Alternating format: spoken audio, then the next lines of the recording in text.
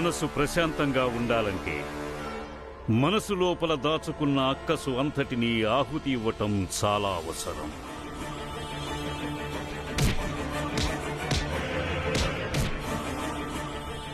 అక్కసుని బయటకు కక్కేశామంటే మనసు ప్రశాంతంగా ఉంటుంది.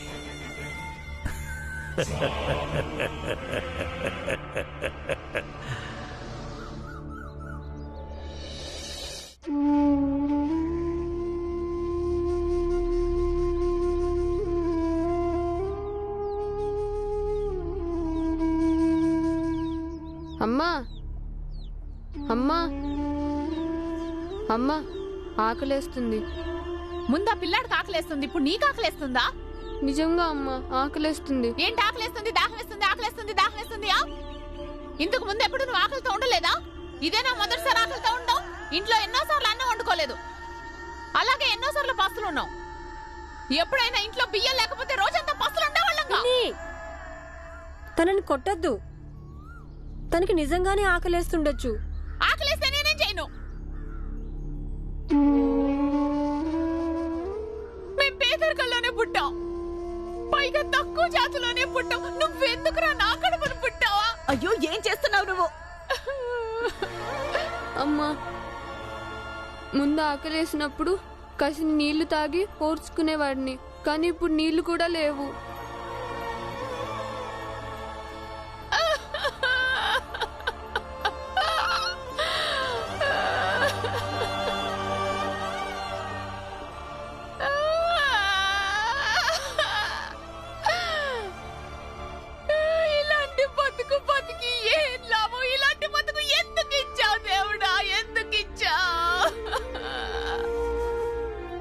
ఒకవేళ నువ్వు నిందించాలనుకుంటే మన జాతిని, మన బతుకుల్ని నిందించొద్దు.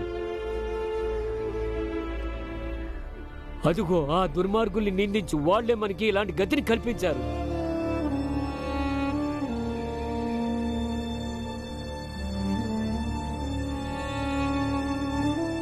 బాబాయ్ చెప్పింది నిజమే. నువ్వేం దిగులు పడద్దు, అంతా చక్కబడుతుంది. చూడు నాన్న, ఇక్కడున్న మనందరి దగ్గర ఎన్ని డబ్బులున్నాయో ఆ డబ్బులన్నిటినీ పోగు చేసి అప్పుడు బజార్ నుండి తినడానికి ఏమైనా కొనుక్కురండి. అప్పుడు మనలో ఎవరికి ఎక్కువ ఆకలేస్తుందో వాళ్ళకి భోజనం పెడదాము. ఆ తర్వాత ఈ సమస్యకి పరిష్కారం గురించి ఆలోచిద్దాము.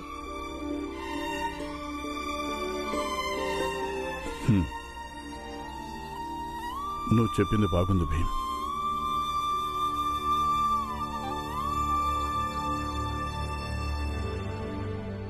ఎవరి దగ్గర ఎన్ని డబ్బులున్నాయో ఇవ్వండి, మనం భోజనం కొని తెచ్చుకోవాల్సి ఉంటుంది. ఇది తప్ప మనకిప్పుడు వేరే దారి లేదు.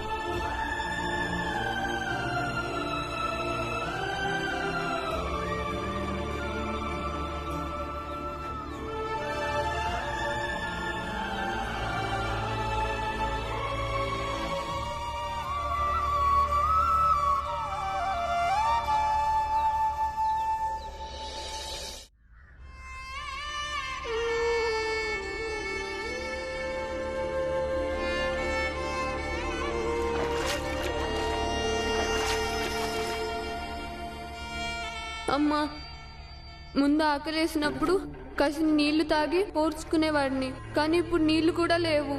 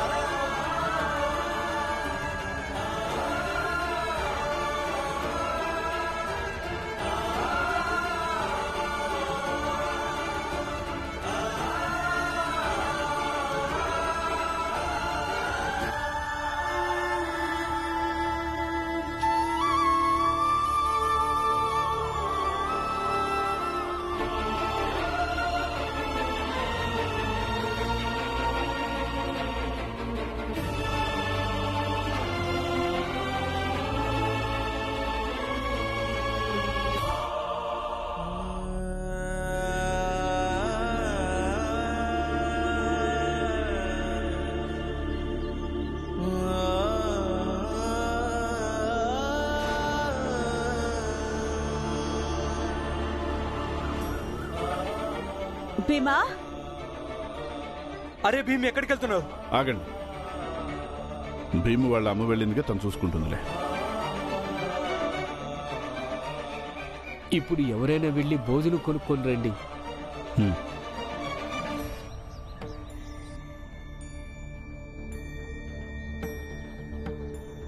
ఈ డబ్బులు పట్టుకో. మనందరి దగ్గర కలిపి మొత్తం ఇంతే ఉంది భోజనం కొనుక్కు రావడానికి. మీరు వెళ్ళి కొనుక్కురండి. సరే అన్న, వెళ్ళండి.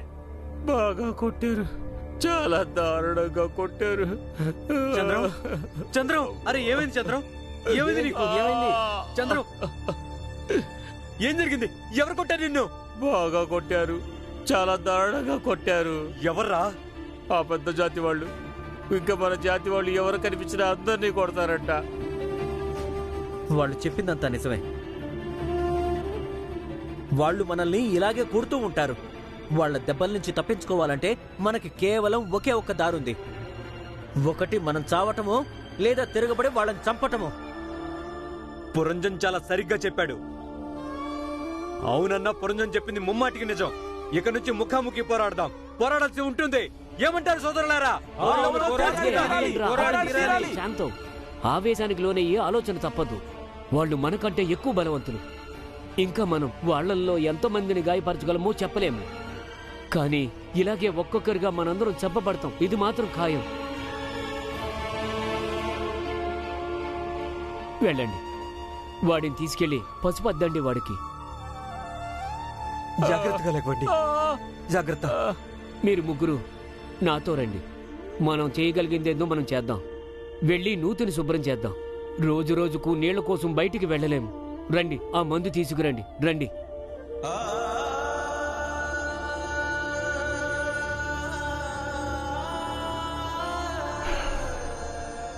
అన్నయ్య, భీమ్కి బాధ కలిగినట్టుంది.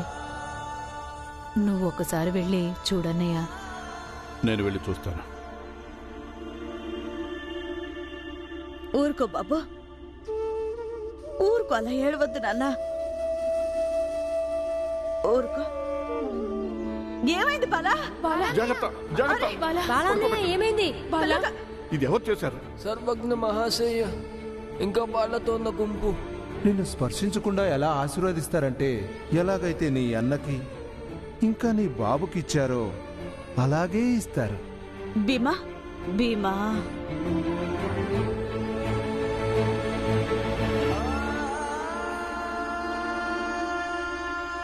అరే, మీ నాన్న నిన్ను యోధుడివి అంటారు. ఇంకా మా అందరికి కూడా తెలుసు. నువ్వు పోరాడుతూ ఉంటావు, వాదిస్తుంటావు. అలాంటిది ఇప్పుడు నువ్వే ఏడుస్తున్నావా? ఎందుకంటే నేనేమి చేయలేకపోయానమ్మా. ఈరోజు ఆ పిల్లాడు నా ముందు మురికి నీళ్లు తాగాడు. అయినా నేను ఏమి చేయలేకపోయాను. నేను అలా చూస్తూ ఉండిపోయాను. ఇంకా ఆ రోజు బాలా అన్నయ్యని కూడా అలాగే చేశారు.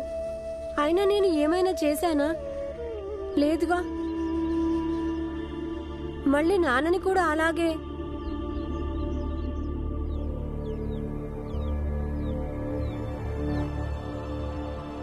నాన్నకేమైంది? నాన్నకేమైంది? ఏమీ లేదు భీమాబాయ్.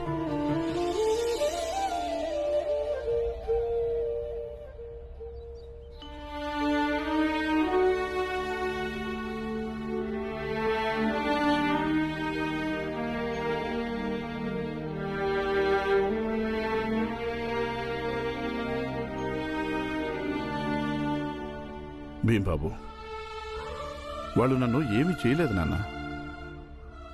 కేవలం నా శరీరాన్ని తొక్కడానికి ప్రయత్నించారు. ఎవరికైనా ఇలాంటి భార్యా పిల్లలు ఉండగా ఎవరైనా తన ఆత్మాభిమానాన్ని దెబ్బతీయగలరా చెప్పు? అందుకే నా కోసం, బాలా కోసం నీ మనసుని చిన్నబుచ్చుకోవద్దు. నేను ఒప్పుకుంటాను, ఆ పిల్లాడు మురికి నీళ్లు తాగడం మనందరికీ చాలా అవమానకరమైన విషయం. కానీ ఈ విషయం కోసం నిన్ను నువ్వు నిందించుకోవడం భావ్యం కాదు. చూడు బాబు, దీనంతటికీ నువ్వు ఒక్కడవే బాధ్యుడివి కాదు. నాన్న, ఏదైతే జరిగిందో అదంతా నా ముందే జరిగింది. మరి నేను బాధ్యుడిని కాకుండా ఎలా ఉంటాను? నువ్వేగా చెప్తూ ఉంటావు మనల్ని మనం బాధ్యులు అనుకోవటం పరిపక్వతకి మొదటి మెట్టు అని.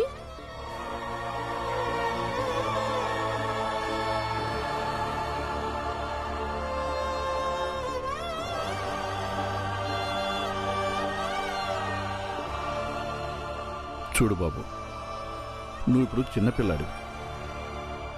ఒకవేళ ఈ వయసులో ప్రతిదానికి నువ్వు నిన్ను బాధ్యుడిగా అనుకోవటం మొదలు పెడితే మనసు వికలమైపోతుంది. ఇక ఈ అస్థిరత్వం నీ ఆలోచనల్ని అణగదొక్కేస్తుంది. ఆ తర్వాత నువ్వు మెల్లమెల్లగా హీనభావానికి లోనవుతావు. అది మంచి విషయం కాదు. మన వాళ్ళని అవమానాలు పట్టం చూసి, నిస్సహాయాలుగా చూసి కళ్ళల్లో నీళ్లు రావడం సహజమైన విషయమే. కాని ఒక యోధుడికి కన్నీరు శోభనివ్వదు. తను ప్రతి ఒక్క పోరాటాన్ని పోరాడి తన ప్రతిఘటనను చూపిస్తాడు.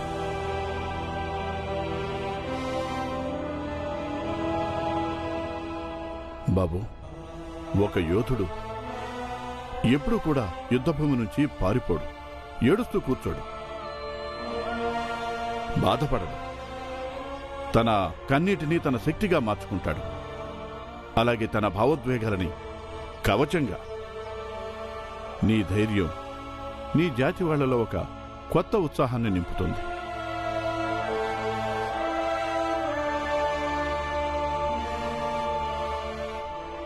నీ కన్నీటిని ఆపుకో భీమ్. మన వాళ్ల ధైర్యం ఈ కన్నీటిని చూసి ఊగిసలాడుతుంది. ఇక ఆరంభానికి ముందే ఊగిసలాడడం అంటే అర్థం యుద్ధానికి ముందే మనం అస్త్రాన్ని వదిలేయడం. వెళ్దాం. ఎందుకంటే మనం ఏ పోరాటాన్ని మొదలుపెట్టామో దాన్ని చివరిదాకా నడిపించాల్సిన బాధ్యత ఇప్పుడు మనదే.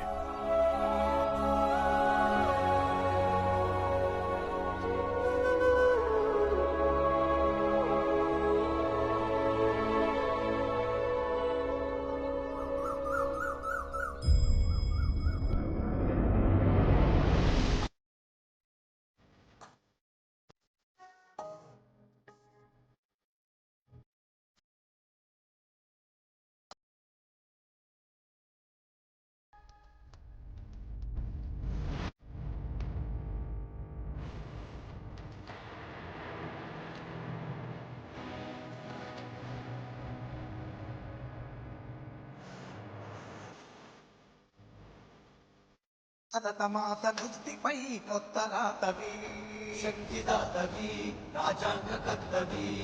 నువ్వు కన్న స్వప్నం సమానతే కదా, సమస్త జనులకి చరిత్ర నీ కథ. భరతమాత బుద్ధిపై కొత్త రాతవి, కన్న స్వప్నం సమానతే కదా. నీ కలమే మా బలమై అవతరించనే, నువ్వు బలం పంట ప్రతికి భీమగర్జనే. నాయకుడేనే భీమ్రావ్, మహానాయకుడేనే భీమ్రావ్. నాయకుడేనే భీమ్రావ్, మహానాయకుడేనే భీమ్రావ్. పేద బతుకులో ఓ దేవుడా, ప్రజల కోసమే జన్మరా.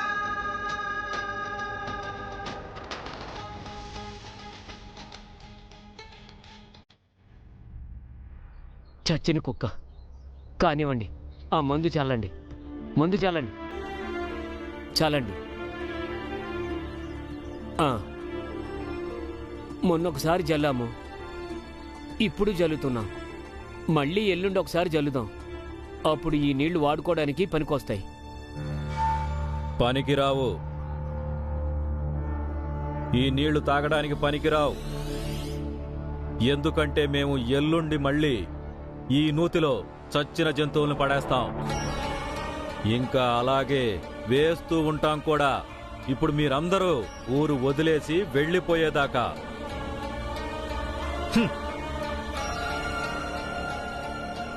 జల్లండి, జల్లండి రా, జల్లండి. చూద్దాం మనుషుల్ని చంపినట్టుగా ఎన్ని జంతువులు చంపుతారో వీళ్ళు.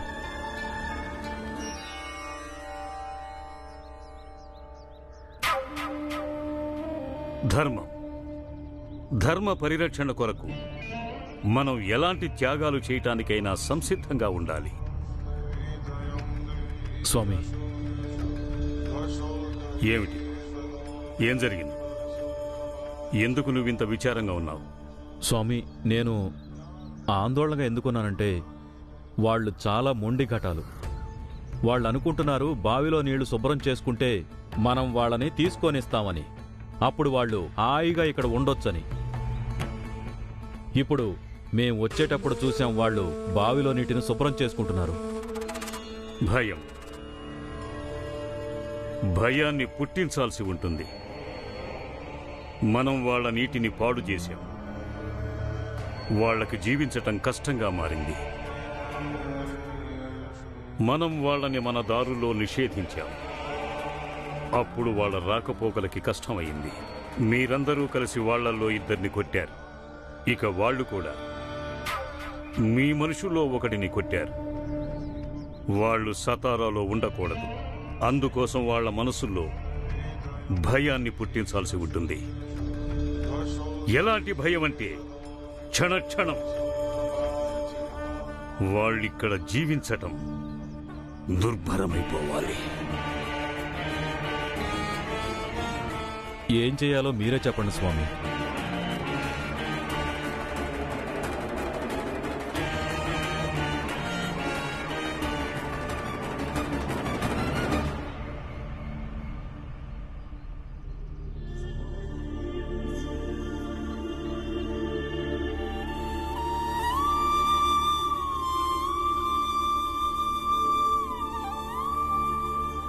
నాన్న, అంబేద్కర్ గురువు గారు ఎక్కడికి వెళ్లారో తెలియదు. ఇక్కడ కనిపించడం లేదు. వస్తారులే బాబు. మనం ఎలా పోరాడుతున్నామో ఆయన కూడా ఆయన పద్ధతిలో పోరాటం చేస్తుంటారు. తిను.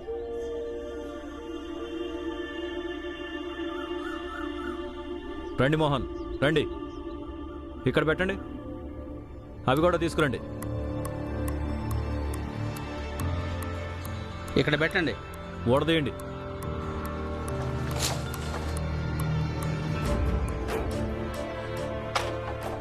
ఏంటిదంతా?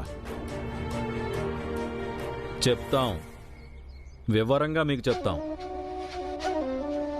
మీరందరూ ఏ చోట్లో బతుకుతున్నారో ఈ చోటులో 4 వైపులా మేము ముళ్ల కంపతో దడి కట్టబోతున్నాం.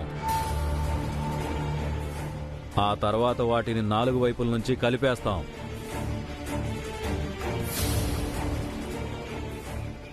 అలా చేస్తే మేము ఈ చోట్లోనే బందీలమైపోతాము. తెలివైన వాడివి. వెంటనే అర్థం చేసుకున్నాడు బందీలైపోతారని.